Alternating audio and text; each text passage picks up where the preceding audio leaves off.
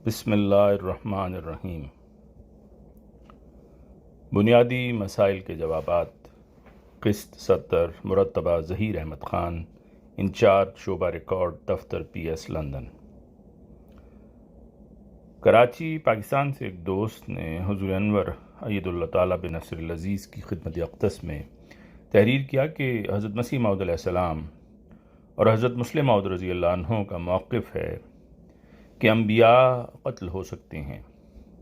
اور حضرت یحییٰ علیہ السلام قتل ہوئے تھے، جبکہ حضرت خلیفۃ المسیح الرابع رحمہ اللہ تعالیٰ کا موقف ہے کہ انبیاء قتل نہیں ہو سکتے، اور حضرت یحییٰ علیہ السلام کا قتل تاریخ سے ثابت نہیں۔ یہ دونوں موقف بظاہر متضاد معلوم ہوتے ہیں۔ اس بارے میں رہنمائی کی درخواست ہے۔ حضور انور عید اللہ تعالیٰ نے اپنے مکتوب مورخہ 23 نومبر سن 2022 میں اس سوال کے بارے میں درج ذیل بصیرت افروز ہدایات سے نوازا۔ حضور نے فرمایا، حضرت یحییٰ اور حضرت زکریا علیہم السلام کے قتل کے بارے میں تاریخ و سیرت کی کتب میں اور علماء سلف کے نظریات میں اختلاف پایا جاتا ہے۔ قرآنی آیات سے استدلال اور احادیث کی تشریح کی روشنی میں جماعت احمدیہ میں بھی اس بارے میں مختلف آراء پائی جاتی ہیں۔ میری رائے اس بارے میں حضرت مسلم موعود رضی اللہ عنہ کی رائے کے مطابق ہے، اور میں قرآن کریم، احادیث نبوی صلی اللہ علیہ وسلم اور حضرت مسیح موعود علیہ السلام کے ارشادات کی روشنی میں اسی موقف پر قائم ہوں کہ کسی بھی سلسلہ کا پہلا اور آخری نبی یا وہ نبی جس کے متعلق اللہ تعالیٰ کا وعدہ ہو کہ وہ اسے انسانوں کی دسترس سے بچائے گا، قتل نہیں ہو سکتے۔ ان کے علاوہ باقی انبیاء کے لیے قتل نفس کوئی معیوب بات نہیں، اور اس سے نبی کی شان میں کوئی خلل واقع نہیں ہوتا، کیونکہ قتل بھی شہادت ہوتی ہے۔ مگر ہاں، ناکام قتل ہو جانا انبیاء کی شان کے خلاف ہے۔ بس جب ایک نبی اپنا پورا کام کر چکے تو پھر وہ طبی طور پر فوت ہو یا کسی کے ہاتھ سے شہید ہو جائے، اس میں کوئی حرج کی بات نہیں، کیونکہ کامیابی کی موت پر نہ کسی کو تعجب ہوتا ہے اور نہ دشمن کو خوشی ہوتی ہے۔ حضرت یحییٰ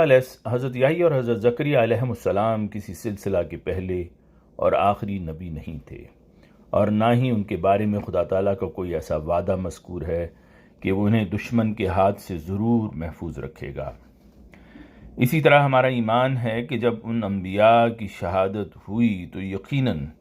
وہ اپنی ان ذمہ داریوں کو کما حقہ ادا کر چکے تھے جو اللہ تعالیٰ نے ان کے سپرد فرمائی تھیں۔ حضرت مسیح موعود علیہ السلام کے متعدد ارشادات سے آپ علیہ السلام کا موقف بخوبی واضح ہوتا ہے کہ آپ کے نزدیک حضرت یحییٰ اور حضرت زکریا قتل ہوئے تھے۔ چنانچہ قرآنی آیت اعوذ باللہ من الشیطان الرجیم افکلما جاءکم رسول بما لا تہوی انفسکم استکبرتم ففریقا کذبتم وفریقا تقتلون، سورہ البقرہ آیت 88 کا ترجمہ کرتے ہوئے آپ علیہ السلام ہی فرماتے ہیں، یعنی اے بنی اسرائیل، کیا تمہاری یہ عادت ہو گئی کہ ہر ایک رسول جو تمہارے پاس آیا تو تم نے بعض کی ان میں سے تکذیب کی اور بعض کو قتل کر ڈالا؟ بحوالہ آئینہ کمالات اسلام۔ اپنی عربی تصنیف حمامۃ البشریٰ میں آپ لکھتے ہیں، عربی کا حصہ ہے جس کا ترجمہ پیش ہے، کہ یعنی قتل کے ذریعہ مرنا اس اللہ کے انبیاء کے لیے کوئی نقص نہیں ہے، اور نہ ان کی کسر شان ہے اور نہ ہی ان کی عزت کے منافی ہے، اور کتنے ہی نبی ایسے ہیں جو اللہ کی راہ میں قتل ہوئے، جیسے یحییٰ علیہ السلام اور ان کے والد۔ بس غور کر اور ہدایت یافتہ لوگوں کی راہ طلب کر اور گمراہوں کے ساتھ مت بیٹھ۔ اپنی تصنیف تحفہ گولڑویہ میں آپ علیہ السلام فرماتے ہیں، کما کا لفظ جیسا کہ حضرت موسیٰ اور حضرت صلی اللہ علیہ وسلم کی مشابہت کے لیے قرآن نے استعمال کیا ہے، وہی کما کا لفظ آیت کمستخلف الذین میں وارد ہے، جو اسی قسم کی مغایرت چاہتا ہے جو حضرت موسیٰ اور حضرت صلی اللہ علیہ وسلم میں ہے۔ یاد رہے کہ اسلام کا 12واں خلیفہ جو 13ویں صدی کے سر پر ہونا چاہیے وہ یحییٰ نبی کے مقابل پر ہے، جس کا ایک پلید قوم کے لیے سر کاٹا گیا۔ سمجھنے والا سمجھ لے۔ اس لیے ضروری ہے کہ 12واں خلیفہ قریشی ہو، جیسا کہ حضرت یحییٰ اسرائیلی ہیں، لیکن اسلام کا 13واں خلیفہ جو 14ویں صدی کے سر پر ہونا چاہیے، جس کا نام مسیح موعود ہے، اس کے لیے ضروری تھا کہ وہ قریش میں سے نہ ہو، جیسا کہ حضرت عیسیٰ اسرائیلی نہیں ہیں۔ سید احمد صاحب بریلوی سلسلہ خلافت محمدیہ کے 12ویں خلیفہ ہیں، جو حضرت یحییٰ کے مثیل ہیں اور سید ہیں۔ بحوالہ تحفہ گولڑویہ۔ ازالہ اوہام میں حضور علیہ السلام تحریر فرماتے ہیں، ایسا ہی حضرت یحییٰ نے بھی یہودیوں کے فقیہوں اور بزرگوں کو سانپوں کے بچے کہہ کر ان کی شرارتوں اور کارسازیوں سے اپنا سر کٹوایا۔ بحوالہ ازالہ اوہام حصہ اول۔ حضرت مسیح موعود علیہ السلام کے ان ارشادات کی روشنی میں حضرت مسلم موعود رضی اللہ عنہ کا موقف بھی یہی تھا کہ حضرت یحییٰ قتل ہوئے تھے۔ چنانچہ حضرت مسلم موعود رضی اللہ عنہ کے عہد خلافت میں بھی اس مسئلہ پر بحث اٹھی تھی، جس پر آپ رضی اللہ عنہ نے اس موضوع پر 3 خطبات جمعہ ارشاد فرمائے، جن میں آپ رضی اللہ عنہ نے اس بات کو ثابت کیا کہ حضرت یحییٰ شہید ہوئے تھے، اور حضرت اقدس مسیح موعود علیہ السلام اور آپ کے اصحاب کا بھی یہی عقیدہ تھا۔ انہی خطبات میں سے ایک موقع پر آپ رضی اللہ عنہ نے فرمایا، ایک دفعہ نہیں بلکہ متواتر حضرت مسیح موعود علیہ السلام کی زبان مبارک سے ہم نے یہ سنا،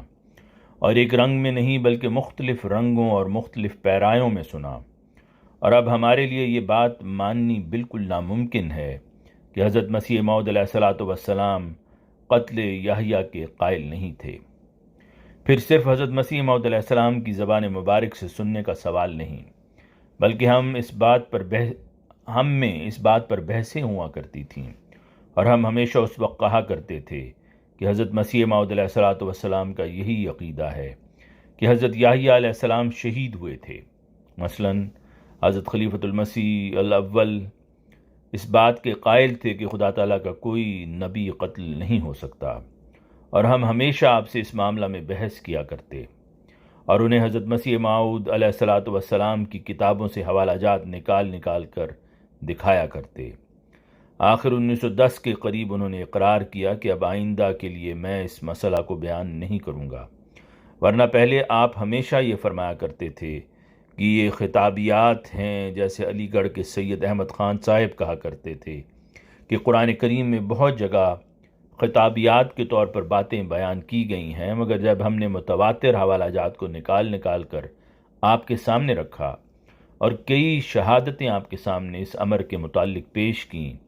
کہ حضرت مسیح موعود علیہ السلام اسی بات کے قائل تھے کہ حضرت یحییٰ علیہ السلام شہید ہوئے ہیں، تو آپ نے اس وقت فرمایا، میں سمجھتا ہوں اب مجھے آئندہ کے لیے اس بارے میں کچھ نہیں کہنا چاہیے۔ مگر حضرت خلیفہ اول نے بھی اپنے دلائل کے ضمن میں یہ کبھی نہیں فرمایا تھا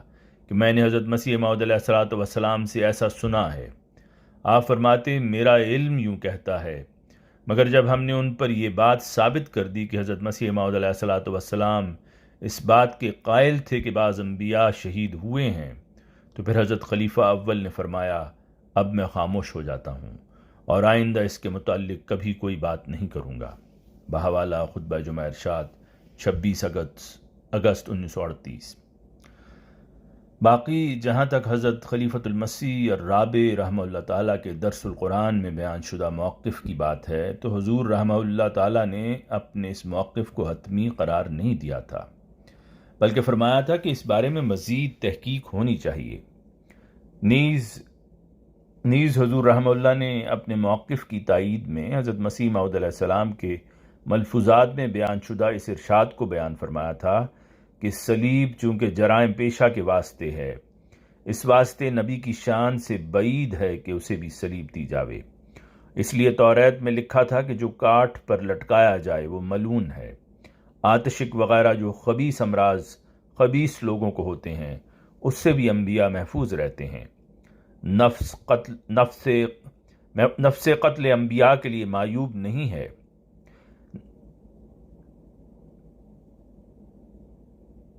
قتل نفس انبیاء کے لیے معیوب نہیں ہے، مگر کسی نبی کا قتل ہونا ثابت نہیں ہے۔ جس آلہ سے خبیث قتل ہو اس آلہ سے نبی قتل نہیں ہوتا۔ بحوالہ اخبار البدر، بحوالہ 10 اپریل 1903۔ ایک تو یہ ملفوظات کا حوالہ ہے، اور ملفوظات سے مراد حضور علیہ السلام کے وہ ارشادات ہیں جو کسی اخبار کے ایڈیٹر یا رپورٹر نے حضور علیہ السلام سے سن کر اپنے الفاظ میں لکھے، جبکہ اس کے مقابلہ پر حضور علیہ السلام کی اپنی متعدد تصانیف میں یہ واضح موقف موجود ہے کہ حضور علیہ السلام کے نزدیک حضرت یحییٰ قتل ہوئے تھے۔ دوسرا، ملفوظات کے اس مذکورہ بالا حوالہ میں دراصل حضور علیہ السلام نبیوں کے قتل ہونے کی مناہی نہیں فرما رہے، بلکہ صلیب پر مارے جانے، کسی خبیث مرض میں مبتلا ہو کر مرنے اور کسی ایسے خبیث آلہ سے قتل ہونے کی مناہی فرما رہے ہیں جس آلہ سے خبیث لوگ قتل ہوتے ہیں۔ سوال: مصر کے صدر صاحب جماعت نے حضور انور اید اللہ تعالیٰ بن نصر العزیز کی خدمت اقدس میں تحریر کیا کہ ایک دوست نے پوچھا ہے کہ قرآن کریم کی آیت اِنَّا عَرَضْنَا الْأَمَانَةَ عَلَى السَّمَاوَاتِ وَالْأَرْضِ وَالْجِبَالِ فَأَبَيْنَا أَن يَحْمِلْنَهَا وَأَشْفَقْنَا مِنْهَا وَحَمَلَهَا الْإِنسَانُ إِنَّهُ كَانَ ظَلُومًا جَهُولًا۔ سورہ الاحزاب آیت 73 میں آسمانوں اور زمین کا کیوں ذکر کیا گیا ہے، ملائکہ اور جنوں کا ذکر کیوں نہیں ہے؟ حضور انور اید اللہ تعالیٰ بن نصر العزیز نے اپنے مکتوب مورخہ 24 نومبر سن 2022 میں سوال کا درج ذیل جواب عطا فرمایا۔ حضور نے فرمایا، یہ تو کامن سینس کی بات ہے، اور ہم اپنے روزمرہ کے معمولات میں بھی دیکھتے ہیں کہ چند چیزوں کا ذکر کر کے باقی چیزوں کو انہی کے تحت شمار کر لیا جاتا ہے۔ ہر دفعہ ایک ایک چیز کا نام لے کر تفصیلات بیان نہیں کی جاتی۔ عربی زبان کا مشہور مقولہ ہے کہ خیر الکلام ما قل و دل، یعنی بہترین بات وہ ہوتی ہے جو چھوٹی ہو اور مدلل ہو۔ بس قرآن کریم جو ایک جامع کتاب ہے، اس کی ایک بڑی خوبی یہ بھی ہے کہ اس میں اللہ تعالیٰ نے اجمال کے رنگ میں تعلیم بیان فرمائی ہے اور مختصر الفاظ میں وسیع اور تفصیلی امور بیان کر دیے ہیں۔ چنانچہ وَكُلَّ شَيْءٍ فَصَّلْنَاهُ تَفْصِيلًا، سورہ بنی اسرائیل آیت 13، اور وَتَفْصِيلَ كُلِّ شَيْءٍ، سورہ یوسف آیت 112 جیسی آیات میں قرآن کریم کی اسی غیر معمولی خوبی کا اظہار کیا گیا ہے۔ ان آیات کا ترجمہ یہ ہے کہ ہم نے ہر ایک چیز کو خوب کھول کھول کر بیان کر دیا ہے، نیز یہ کہ یہ کتاب ہر بات کی پوری تفصیل بیان کرنے والی ہے۔ قرآن کریم کے اجمال کی صورت میں تفصیل کو بیان کرنے کا ایک انداز یہ بھی ہے کہ قرآن کریم میں حسب ضرورت بعض جگہوں پر تو مومن مردوں اور مومن عورتوں کے لیے الگ الگ ہدایات دی گئی ہیں، لیکن بہت سے مقامات پر صرف مومن مردوں کو مخاطب کر کے احکامات دیے گئے ہیں، حالانکہ یہ احکامات عورتوں پر بھی اسی طرح نافذ العمل ہیں جس طرح مردوں پر ہیں، لیکن ان مقامات پر عورتوں کو الگ مخاطب نہیں کیا گیا۔ پس آپ کے سوال کا جواب یہ ہے کہ جب قرآن کریم نے مذکورہ بالا آیت میں آسمانوں اور زمین اور پہاڑوں کا ذکر فرمایا تو ان تینوں سے مراد ان میں پائی جانے والی تمام اشیاء ہیں، اور یہ بات پرانی تفسیروں میں بھی بیان ہوئی ہے۔ چنانچہ تفسیر مظہری میں لکھا ہے کہ اس کے عربی حصے کا ترجمہ ہے کہ یعنی یہ بھی کہا گیا ہے کہ آسمانوں، زمین اور پہاڑوں سے لفظی خطاب سے ان کے باشندے مراد ہیں، یعنی آسمانوں، زمین اور پہاڑوں میں رہنے والی مخلوق کو اللہ نے بار امانت اٹھانے کی پیشکش کی تھی، جیسے آیت وَاسْأَلِ الْقَرْيَةَ، یعنی قریہ سے پوچھ، میں اہل قریہ مراد ہے، نہ کہ عین قریہ کی زمین۔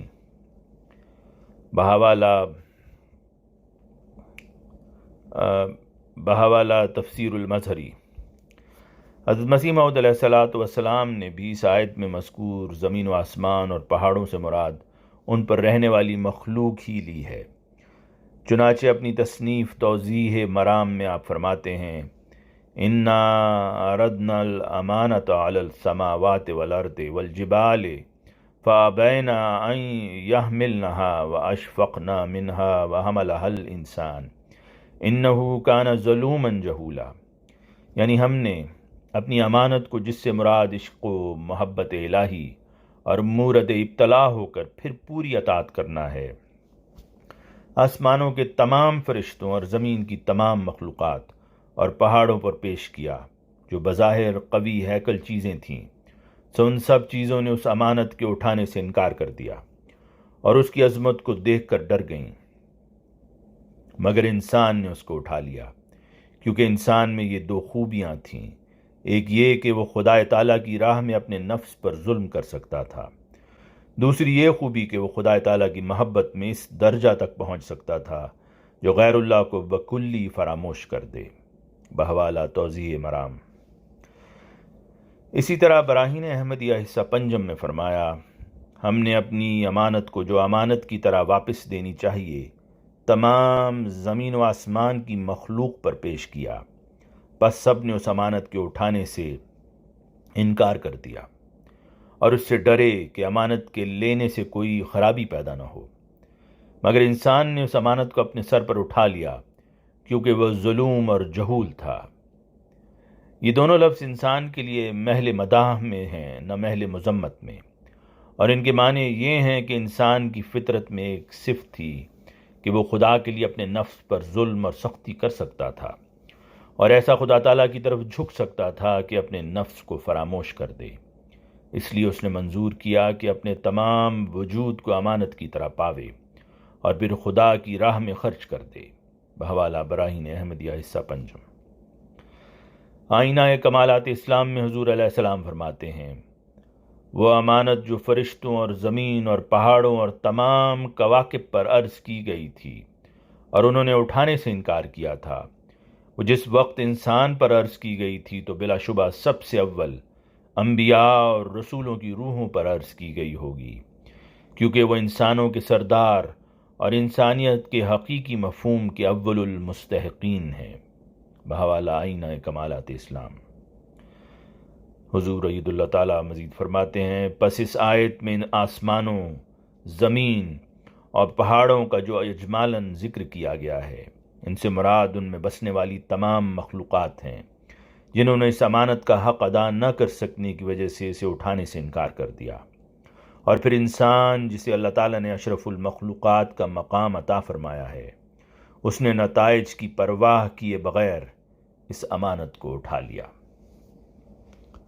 آواز مرزا عمران احسن۔